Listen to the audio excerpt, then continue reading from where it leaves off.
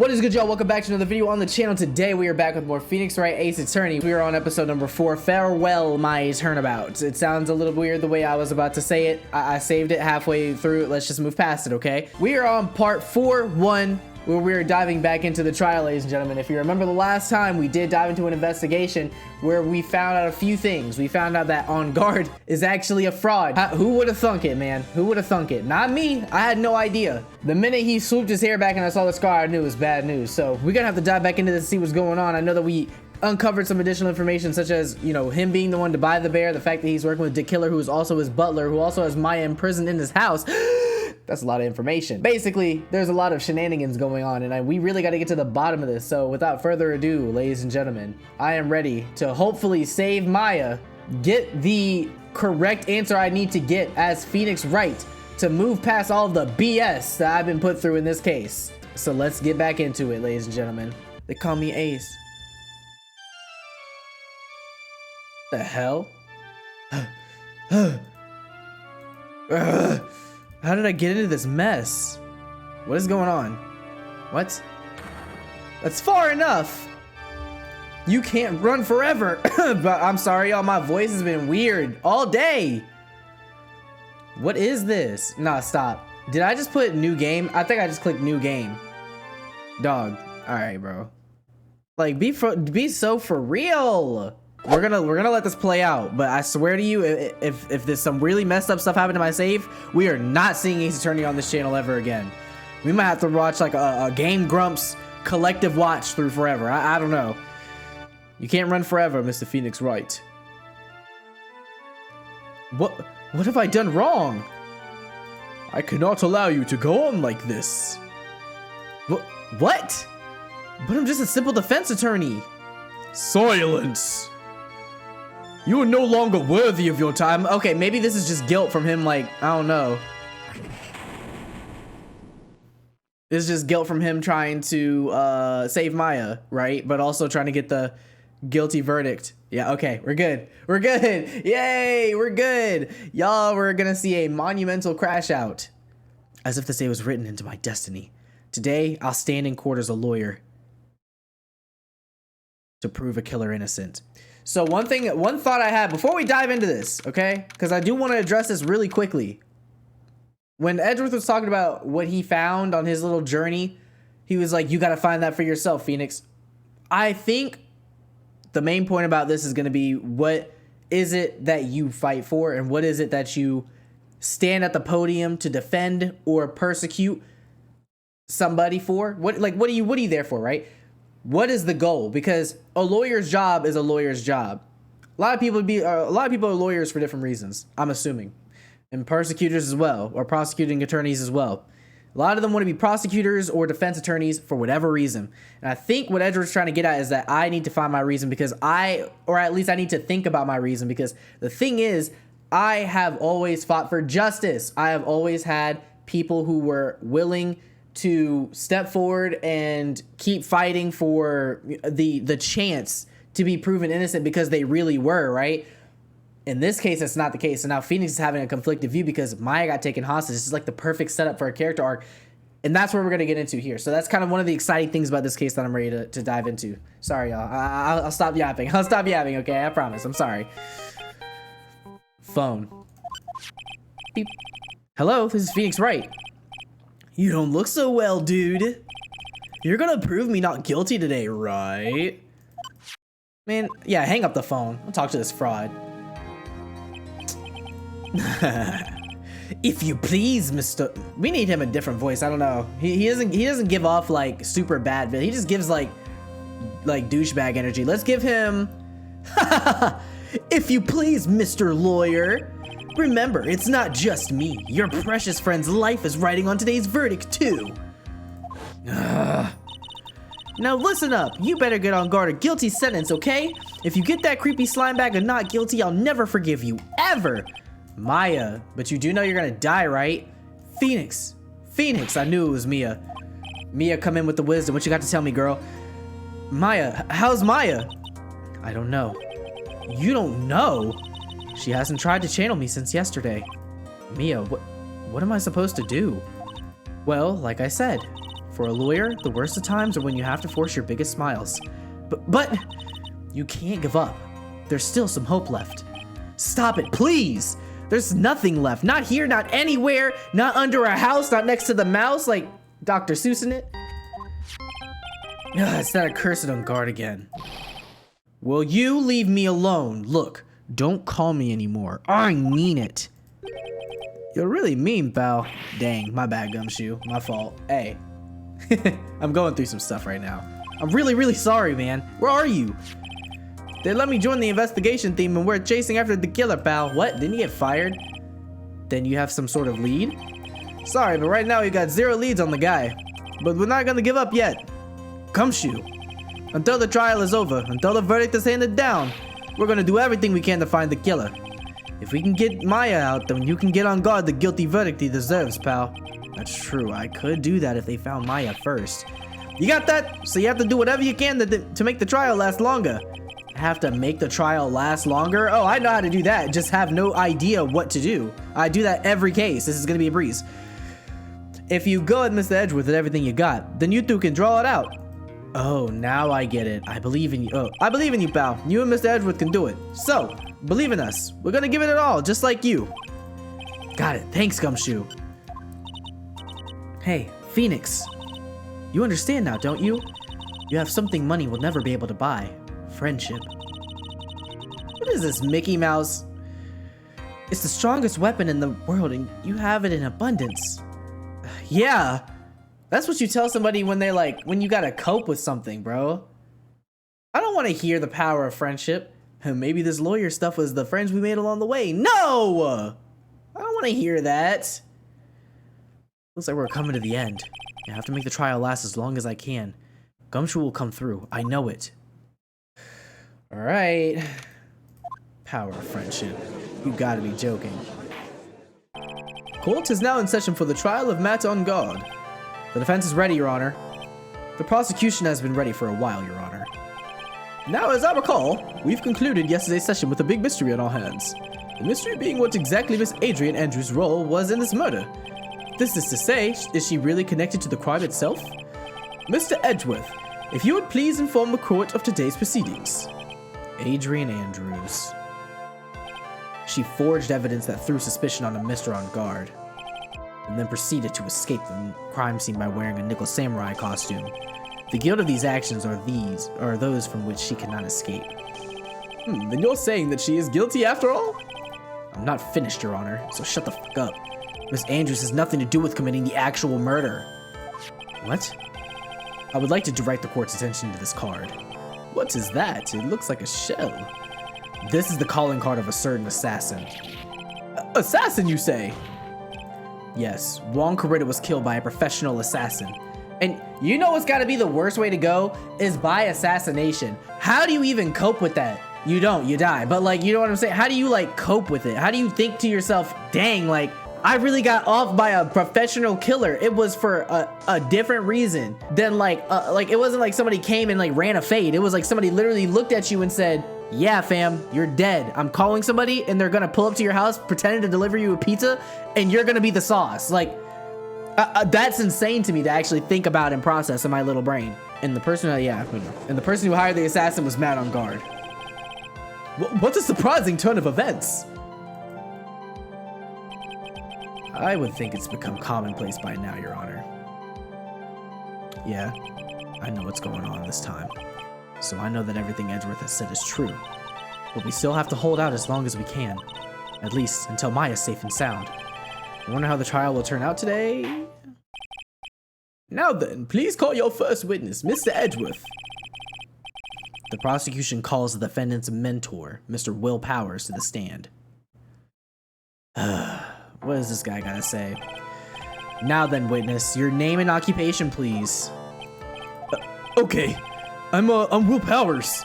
I'm a poor, underpaid action star. And what is your relation to the defendant? Well, I guess I'm sort of a lousy mentor to him in a way, yeah. Mr. Powers, please, you don't need to put yourself down so much. Oh, sorry. Well, I'm just kind of nothing sort of a guy. On the night of the murder, you visited the defendant's room. Is this correct? Yes. I didn't know that. But you know, I didn't actually get to see Matt when I went. All you need to do is answer what you're asked. Now then, I would like you to please testify about when you went to Mr. Ungard's room. Okay. Got it. Yeah, we have nothing about him being in the room, so this is news to us as well. After the award ceremony, I went by myself to Matt's room. Holy voice crack. Damn it, I missed the... I'll get it on the next go round. Matt was standing there in front of his room, still in his nickel samurai costume. He was talking with someone at first. I thought it was the bellboy. I watched the two of them for a while, but then I gave up and went back. I had guests with me that night, and I couldn't make them wait for me. Okay, all right. Nothing sounds out of place in Mr. Power's testimony. And talking with the bellboy is no big deal. If one assumes that the person Mr. Ungard was speaking to was an ordinary bellboy, right? Because the bellboy was the killer, actually. What are you implying?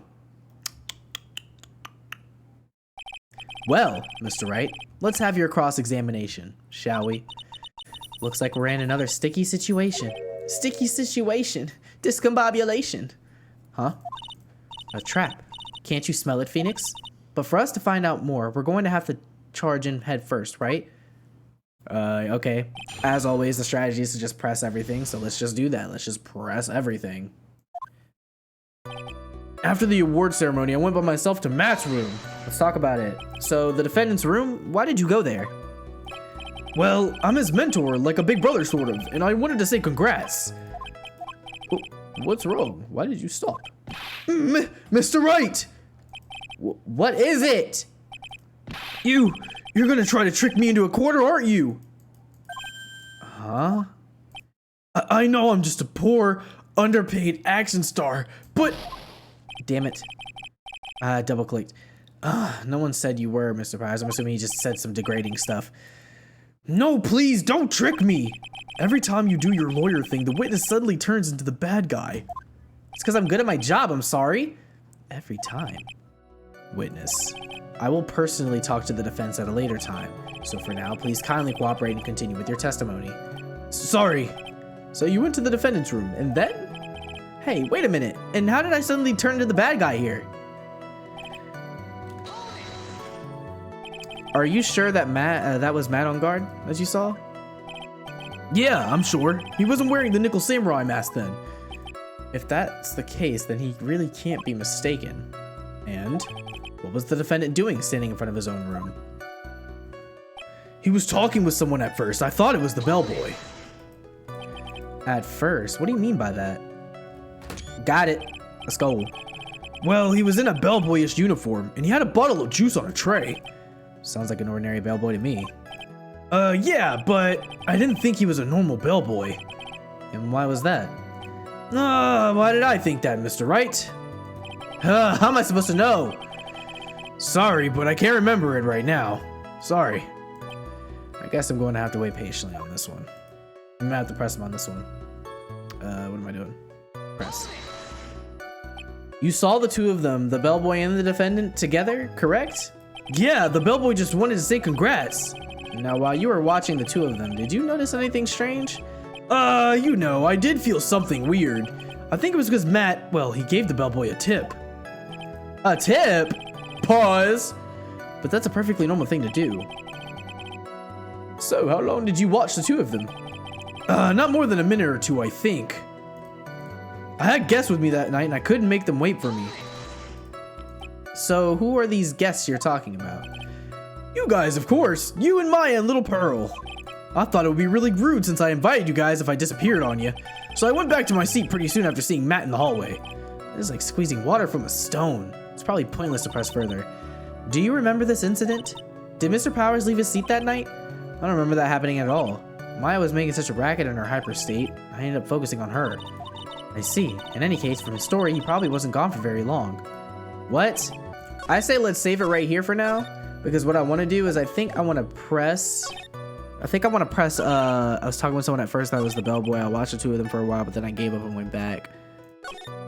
Thought it was the bellboy. Let's just present. No. Okay. All right, this is gonna be annoying. I can already tell. I'm not gonna be able to get this.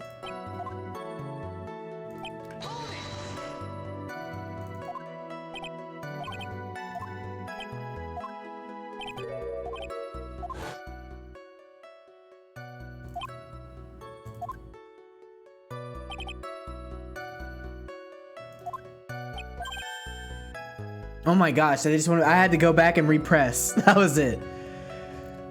Ah, yeah, that's it. You really know how to do your job. Mr. Edgeworth. Yes, Your Honor. This bellboy, he wasn't an ordinary one, was he? Perhaps we should let the witness tell us. Very well. Mr. Powers, please amend your testimony. You mean about the bellboy, right? Matt gave the bellboy a tip. I watched them for a while and then I gave him one back. I guess me. Okay. Go back to the beginning. He gave the bellboy. Okay, let's talk about the details. So he gave the bellboy a tip. What's so strange about that? Well, you see, Matt's not a poor penny pitcher like me. I was trying to figure out how much it was because the tip really shocked me. How much it was? But that's when something even more surprising happened. I was gonna save it. The bellboy was putting the tip he got in his pocket. And that's when I got my first good look at the guy's face. I was really shocked. I'm afraid I don't follow at all. Sounds like Mr. Powers is surprised twice by this event. I wonder which of his shocking moments I should ask about. Ask about his face, bro. What was so shocking about the bellboy's face, Mr. Powers? Well, he wasn't exactly a boy. More like an old gramps. Ahem. I hope you know that the discrimination towards old men is a no-no in my court. No, that's not what I meant at all. In the smack middle of the guy's face, there was a line of stitches. A line of stitches? Yeah, and it went straight from the tippy top of his head to the bottom of his chin. Almost like if that thread snapped, all the stuff in his head would come spilling out. He was there, out on guard's house. He was that butler. What is this, Mr. Wright? Nothing, Your Honor. So that means Angar was working with the killer then. If that fact were to be exposed, Angar would be declared guilty in a blink. Phoenix, you have to play dumb here. Pretend you don't know anything. Yes, Chief. You sure you don't have anything you would like to say, Mr. Wright? Huh? What did you say, Your Honor? Nothing, Mr. Wright, nothing. We're just going around in circles. Now then, Mr. Powers, please continue with your testimony. Okay, I watched the two of them for a while and then I gave one back. I guess me couldn't ignite. You remember this incident? Bro. So what am I supposed to do? Okay, so let's just go back and ask about the tip then. I think I was just supposed to kill time.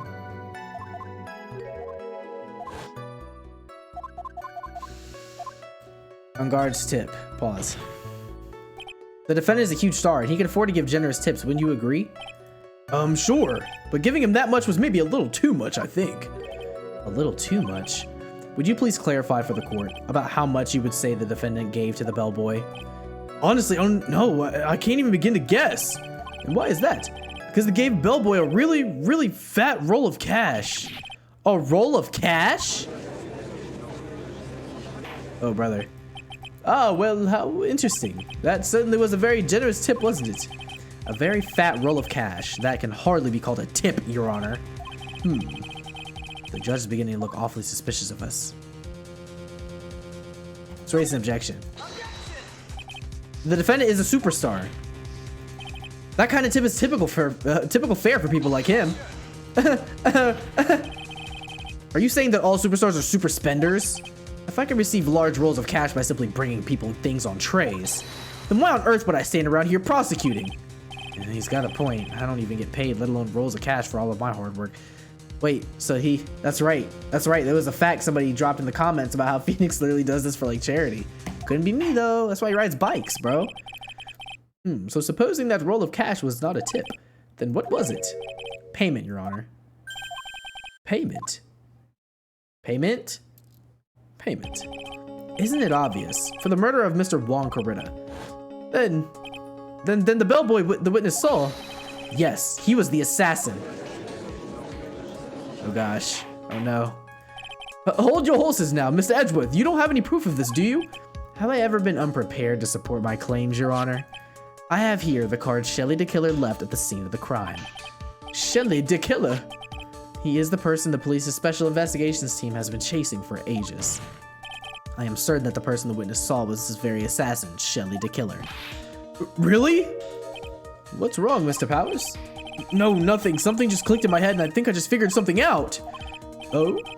Actually, I saw that bellboy again later on that night. What? Mr. Powers, please testify. Tell us what you saw. Yes, sir. Right away. Oh my gosh. Second testimony. This time, I was in that hallway because I had to go to the bathroom. And that's when that bellboy I saw earlier came out of the room. Of course, when I say room, I mean Juan Corrida's room. Now that I think about it, the bellboy did seem kind of out of place. Yeah, so he had to be the assassin. I'm sure of it. I mean... You mean what? You mean what? Thank you very much. That is all we need for now. Huh? But I'm not done. There's still more... Let us first establish that the bellboy was truly Mr. the Killer. Then we shall see. So the bellboy came out of the victim's room. And if that bellboy really was the assassin, then I think the answer is fairly obvious. That would be correct, Your Honor. Well, Mr. Wright, I believe it's your turn to entertain and make us laugh. This is no laughing matter. For real, get it together. We got a job to fulfill. We got a case to delay. Okay, so let's talk about it. And what time was it? Well, I don't remember. The award ceremony ended around 8 p.m., right? And I went to Matt's room pretty soon after that. And then I came back. And then I went to the bathroom. So I guess maybe it was around 8:10 by that time? You're not one for details, are you, Mr. Powers?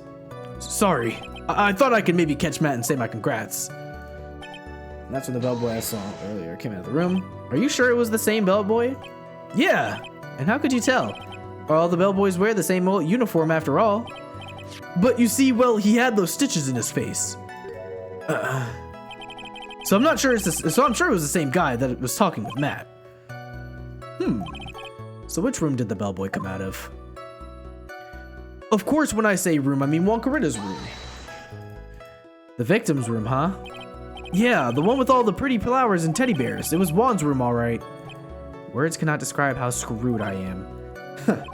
Let's continue with the testimony, shall we? Now that I think about it, the bellboy did seem out of place, okay? So what exactly was so out of place about him? Right. Why the insipid grin? Maybe because I have no idea what damaging thing he's gonna say next. Well, the bellboy was empty-handed. Empty-handed? That bellboy was one of those room service people, right? But he wasn't pushing a cart, and he wasn't holding a tray either. You'd call that a little strange too, wouldn't you? I would agree it is a little bit strange, Mr. Powers. But is it really that unusual for a bellboy to be empty-handed? What should I do? Should I let Mr... Pull a fast one. Pull a fast one instantly. There is nothing strange or unusual about an empty-handed bellboy. But there really is. There really isn't. If you two are done being school children, bellboys are for room service. There is no reason for them to be empty-handed. Ever. Your Honor, I ask that the witness' previous statement be supplanted with this new one. Edgeworth. Are you going to do whatever you can to make the bellboy look suspicious? I see. Very well. This court recognizes and grants the prosecution's request. Mr. Powers, if you could amend your testimony, please. Yes, sir. I thought it was kind of strange for the bellboy, yeah. So you're saying that it's suspicious for him to be empty-handed? Yeah, really suspicious. I mean, when I first saw that bellboy, he was holding a tray in his hand, and there was a bottle of juice and a wine glass on it. Okay. Juice. What kind of juice was it? I'm pretty sure it was tomato juice. Okay, the same tomato juice that Adrian was drinking out of. If we could come up with some sort of reason as to why he would come out empty-handed, some sort of proof, then I think we could dodge a bullet on this for now. Proof, huh? Sounds like another job for the court record. Alright, what proof that he came out empty-handed? I would say because we have the juice in this picture. That could make sense. Alright. But then again, he would have the tray. Let's just present the picture. Let's save it. Save it and present that picture. Damn it. I didn't mean to do that. That's my fault. Yeah, I think it's gonna be the picture. It's either gonna be the picture or it's gonna be... Yeah. Let's go. Mr. Powers. Yes? You're easily influenced by other people's words, aren't you? As soon as you heard that the bellboy might have been the killer, you got caught up in believing it must be true. But isn't he really suspicious? He's got all these stitches and... So, a baseball has stitches. Are you saying all baseballs are suspicious because they have stitches? Well, there's also, I mean, All right, what kind of logic was that? I'm sorry, I can't let that slide. Bro, what? well, there's also, I mean, what about him being empty-handed? I would like to ask you to take a look at the court record here. This is the crime scene. This is a wine glass sitting next to Mr. Corrida's body. The liquid inside the glass is tomato juice. And now, if you would look at what is on top of the table in the lower right corner there. Oh, the tray. Anyone can see clearly that it is a tray with a bottle of tomato juice on it. Bro, I'm really phoning it in here. The bellboy had just brought this to Mr. Corrida's room. He left the tray in the room, which is why he was empty-handed when he left. But that would mean that the bellboy had seen and left a dead body in the room. But can you prove that Mr. Corrida is already dead at that time? Mr. Edgeworth. Yes. I blame you for leading me down this route. All right, now dock his health. Dock his health. Dock his health. I'm terribly sorry. What is with him? Why is he laughing? Witness, isn't there one more thing you would like to share with us? Here we go. Is there? The bellboy is empty-handed, or should I say empty-handed. I recall you saying something interesting to say about his hands. Oh yeah, I almost forgot. Huh? What? That bellboy, he was wearing gloves. Gloves? Yeah, pitch black leather ones. All the other bellboys don't wear gloves like that, right? Black leather gloves, no sequins. Or is it white? Damn it. Black leather gloves. Why didn't you mention them earlier? Sorry, it slipped my mind. Oh, boy, does this make the bellboy look really suspicious. All right, gotta focus. I can't get lax here. So what if he had gloves? A lot of bellboys wear gloves. Come on, Mr. Wright, that bellboy was wearing black leather gloves. So, a football is made of leather. Are you saying all footballs are suspicious because they are made of leather? Bro is phoning it in so hard right now.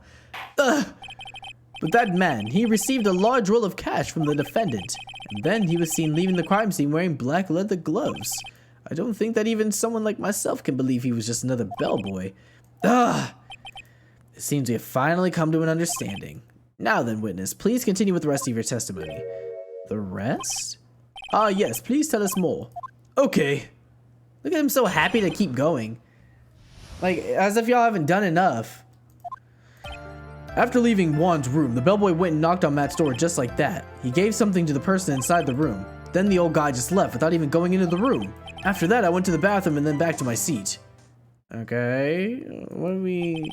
So the bellboy, after leaving the crime scene, next went to the defendant's room? Yeah, I kind of saw all that by accident. Some accident? I'd say you saw too much. And all of it was suspicious to high heaven. I think it's safe to say that we can no longer consider this bellboy to be normal. Now then, let's get started, shall we? Mr. Wright, your cross-examination, please. Yes, Your Honor. Alright, let's get it started. After leaving Juan's room, yeah.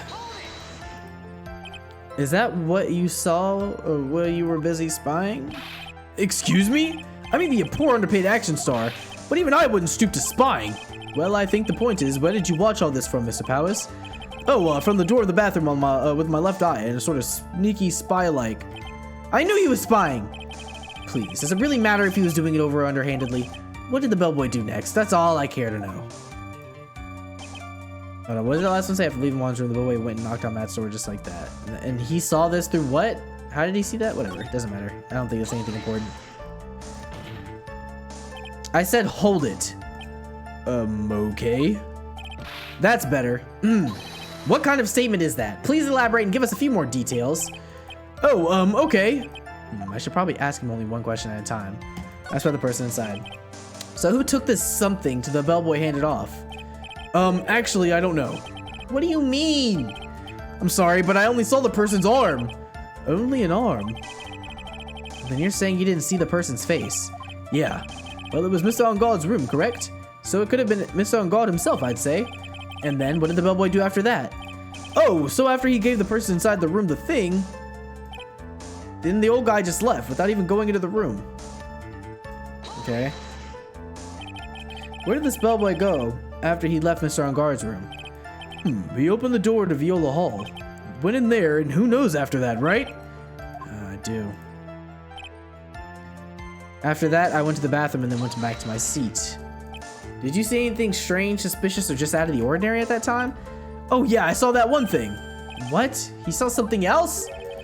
But there was this jittery alien with a ray gun he's talking about, old bag. It was watching Juan's door like some sort of a stalker. Okay. I think we can forget about the alien. Well, Mr. Powers' testimony just now was as vague as his first. It's a little troublesome, isn't it? But I'm sure if you press him enough, everything will become clearer. Although that just makes it harder to guess, doesn't it? Talk about a lose-lose situation.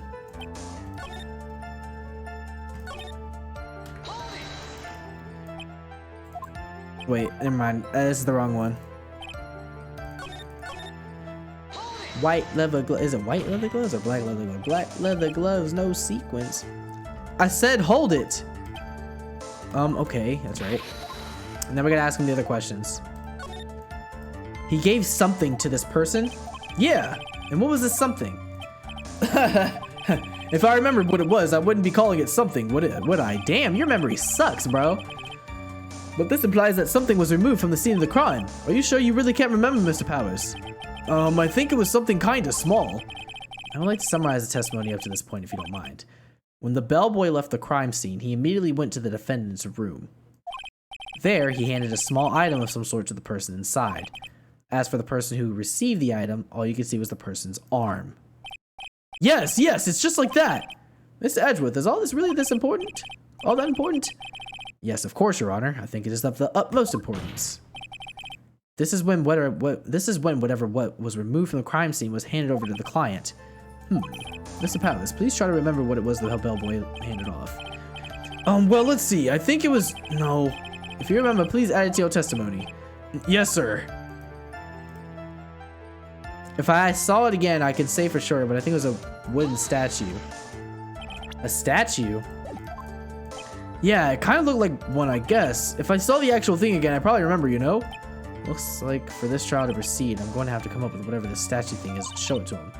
You're going to have to trust your instinct on this one and take a chance, Phoenix. Well, Mr. Powers, let's continue with our testimony. What did the bellboy do? Oh, wait. Well, first of all, a statue? Let's talk about it. A wooden statue. Was it this? You think it's this? Ooh, it is. But before we do that, let's talk about this one more time. We have one more thing to run through. One more question to answer or ask. Oh, never mind. It just says don't ask anything. My fault. Oh, my bad. Let's show this to him. Before we do that, let's save, because I don't like losing health.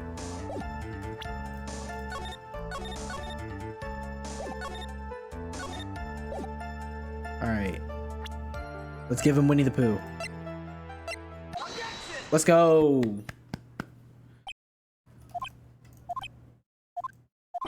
What was the point of that pregnant pause?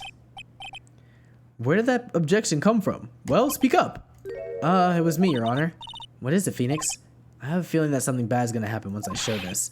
Mr. Wright, if you have something to say, please spit it out. Yes, Your Honor. Deep breath. Mr. Powers, the something you saw, was it this item? Oh, hey, that's it. That's the something. Wow, Mr. Wright, you really figured it out. I recall we found this at Mr. Engarde's mansion. The defendant's house? What does this mean? It's simple, Your Honor. Shelley the killer assassinated Juan Corrida in his room, and then he stole the wooden bear from the scene of the crime. Then the bear being found at Mr. Edgeguard's mansion would mean... It goes without saying, Your Honor. Mr. Engarde is the killer's client. We're in trouble here, bro. We're in trouble here, boys. We're in big trouble here, boys. Order, order, order. I said order. Mr. Wright, this is a most unfortunate turn of events for you. Yeah. Sorry, Mia. No, it's all right. Your judgment was sound. Actually, I figured the bear would come up. If not now, then it would have later on. Even if you hadn't shown it to the court, I'm sure your friend Edgeworth would have. I almost forgot that he knew about it too. I think it's clear that there is no need for us to continue this trial. I can't let this happen. I can't let this slide. I have to do something. There has to be something we've overlooked. Your Honor, a minute, please. Yes, Mr. Wright. There are still a few points left that we have not fully explored. What are you trying to pull? Oh, well, we can't have that. Yep, we certainly can't, which is why I'm gonna hit the crap out of the save button before we do that. I saw the health bar creep in and I was like, All right, Mr. Wright, what questionable point would you like to explore further? Let's talk about... Mr. Wright, what questionable point would you like to explore further? The bear itself, because like what? I think it's fairly obvious that the bear itself is very questionable. The bear, Mr. Wright. This was found in Mr. Engarde's mansion. However, Mr. Engarde was arrested at the hotel that night, which means that since the murder occurred, he has not had a chance to go home. Oh. I think Your Honor has already figured out what I'm trying to say. It is not possible that it was Mr. Engarde who took this bear to his mansion. Ooh, good call, good call, good call. Well, that's very true. We didn't even consider that point, Mr. Wright. There was no way time-wise for the defendant to have taken his bear home. Whew. Disaster averted, it seems. You haven't gotten the best of me yet, Mr. Wright. Huh? I remember it clear as day. I remember what you muttered to yourself at Engarde's mansion. Dude, this guy was freaking creep. Oh, never mind. I said it out too. I said it right in his face. We have this area completely surrounded. There's no way for him to escape. I don't believe it. That butler, all this time, he was the killer. The killer and Engarde were working together, so to speak. And the killer was hiding at Engarde's mansion as its butler. What a bold move! The bear figurine was brought back to Engarde mansion by the killer himself. Ooh, damn it, that was a smooth screenshot. That was a smooth screenshot and I missed it. But when it looked like he was about to be arrested, Engarde had him do so. Wait. When it looked like he was about to be arrested, Engarde had him do so. I assume because it would have been bad had the police found it during their investigation. I just lost it again, bro. I just took a freaking blank screenshot.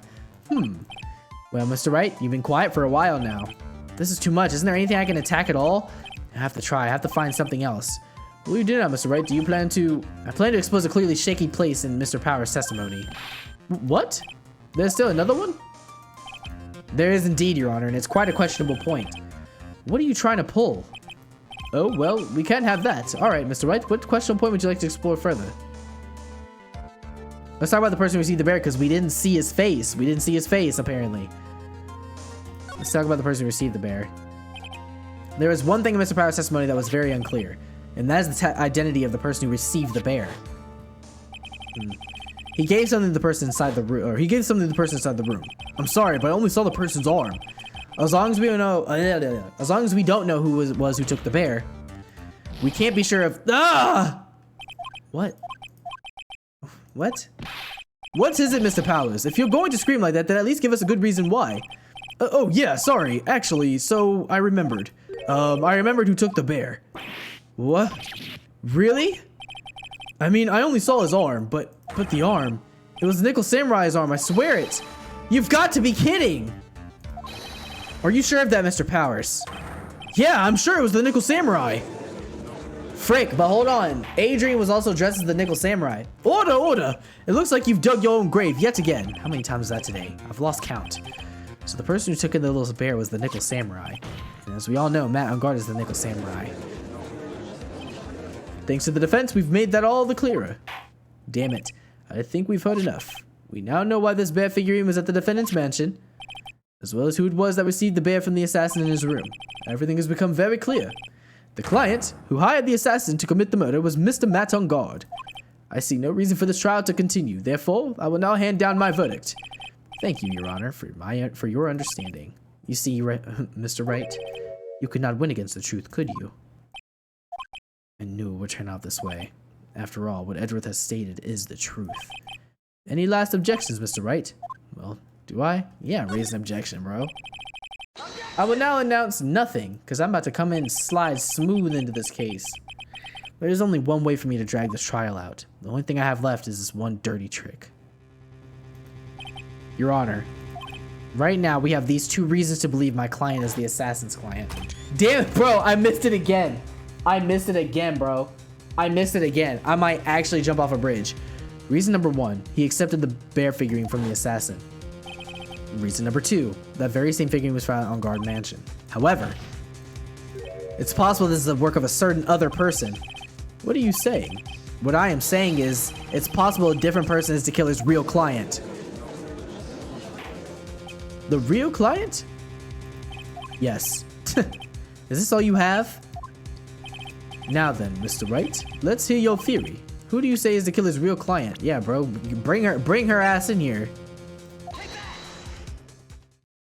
Adrian Andrews? Yes, we already know that she tried to frame Matt on guard for the crime. By wearing a spare Nickel Samurai costume. Then the Nickel Samurai's arm that I saw, that could have been very well Miss Andrews. But what about Mr. On Guard? If you would please recall yesterday's testimony. The defendant was taking a nap during the break period. That's right. Then, finding this figure at Mr. On Guard's mansion. It was well-laid trap set by Miss Andrews. Mr. Edgeworth, what is your opinion on this? I can't even begin to count the flaws in the defense's logic. Besides which, there's no evidence to support it. Alright, I ain't gonna lie to y'all, I had to stop for the day because this was taking me way too long to get through this, as per usual. We're gonna try to pick up right where we left off at. Anyway, so besides, because right now we're still trying to like prolong the case, so I'm just trying to make sure I have my mind in the right spot before we continue. Besides which, there's no evidence to support it. However, I can't fully discount its possibility either. Okay. What is with this trial? Come on. Anyone can tell On Guard did it. I can't believe the defense would go so far as to pin the guilt on someone else. Yeah, unbelievable. It's not something petty. It's murder of all things. This is to save Maya. This is to save Maya. This is right. This is us trying to put it back on, what's her name? Adrian. Even if the whole world turns against me, this is one fight I can't give up on. That's right. Staying on business, my boy.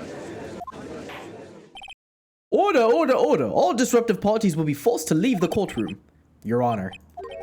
For the benefit of the defense, I'm willing to play along with this what-if game. His what-if game? Mr. Edgeworth? The prosecution is prepared to challenge the defense's theory. What? Mr. Wright, even you must have thought it strange and wondered. Why would the criminal want this little wooden bear? He's right. The killer did specifically bring that bear to On Guard right away. Why do you ask? Is there something special about it? Absolutely, and I'm sure that once the court knows its significance, the true killer's identity will become crystal clear. Your Honor, the prosecution calls a witness who will clear all doubts against Miss Andrews. And who would that be? It's quite simple, Your Honor. Miss Adrian Andrews herself. Huh? So she's gonna come through and clear her own name? Okay, whatever, I respect it. I see. Well then, the court will take a short 10-minute recess. The prosecution will prepare its witness in that time. Yes, Your Honor. Dang, I came back just to finish the last 5 minutes? Oh, I knew it was a good idea to hold her hostage. Don't you agree, Mr. Lawyer? But I never thought in your desperation you tried to pin the guilt onto Adrian. I swear this demon will pay. Mr. Nick! Pearls? Where's Mia? I don't know. A real strong power suddenly called her away. A really strong power? Ah, it must be Maya. Here we go. Here we go, answer that. Oh, Mr. Nick, your phone is... It's from Gumshoe. How's it going? Have you been hanging in there, pal? Yeah, sort of. We just barely found something to latch onto. Whew, that's good, pal. And what about you? Anything yet? Have you figured out where the killer and Maya are? Well, we don't have any leads, but... What? We don't have any more time, Gumshoe. If we had one clue, even a single clue would be really helpful. It sounds like we're cooked. I was only able to come this far because I kept thinking to myself, I've got to keep the trial going until Maya's been rescued. But I have just run out of luck this time. But have I just run out of luck this time? Is all our hope for naught? A tent. Huh? A tent? I could see a circus tent. Mia! It looks like Maya was unconscious until just a few minutes ago. As soon as she woke up, she called for me. So it was Maya that called you away. She's locked in a dusty little room right now. Well, I could see a circus tent outside the window about 300 feet away. Gumshoe, is there a circus in town right now? There's only one, pal, the very big circus. Oh, ain't that just about a... Maya's somewhere within a 300-foot radius of the main tent. What? Okay, hold on a sec, pal. Hey, draw a circle on that map about a 300-foot radius from the main tent. Hurry! And I could see a mailbox under the window just outside. Gumshoe, there's also a mailbox. Okay, what else? What else, Mia? I'm sorry, but it was a very small window. I couldn't see anything else. It felt like I was in an old office building. Maybe the 3rd floor or so? Diana, an old office building. Good stuff, pal. Okay, just hang in there a little longer, pal. Wish us luck. Good luck. I'll call you later, so don't let your battery die, okay, pal? Mia! Maya's not hurt, right? She's in a pretty bad state, Phoenix. She's being starved. Oh my gosh, are you serious? Gumshoe, please hurry. Looks like we're out of time. Are you all right, Phoenix? It's only a matter of time before Maya's rescued. I can do this. I just have to make the trial last a little bit longer. Oh my gosh, what? Okay, hold on. We're gonna stop it right there because this has been going on for almost an hour, okay? In terms of the whole video. I'm gonna stop right here so I can go ahead and get this video out, and then we'll pick this right back up where we left off. Because right now I consider this like part one and part two of this. So yeah, that's what we'll do. We'll go ahead and stop it here for today. Ladies and gentlemen, that was part 1 technically of episode 4, Farewell My Turnabout. Things are getting a little bit juicier. So Maya was taken away from On Guard's mansion and transported to what sounds like the Very Big Circus, which is a really weird, I guess, place to have taken her. I feel like you could have taken her anywhere, but apparently she's holed up there. So we're gonna figure out that. We're also gonna figure out how we're gonna possibly drag this out further and hope that in turn we end up getting On Guard both, you know, a guilty sentence and Maya back into the graceful arms of both Pearl and Ace, you know, into safety. But that'll be in the next episode. If you did enjoy this one, please make sure you leave a like, subscribe, and hit that notification bell so you always know when I'm posting a new video. Also, feel free to join the Discord. It is also in the description below. If you want to go ahead and join up, have some discussion, have some good conversation around Ace Attorney, around any games in general, feel free. But as always, ladies and gentlemen, it has been a pleasure, and I am excited to see you in the very next episode. Peace, y'all.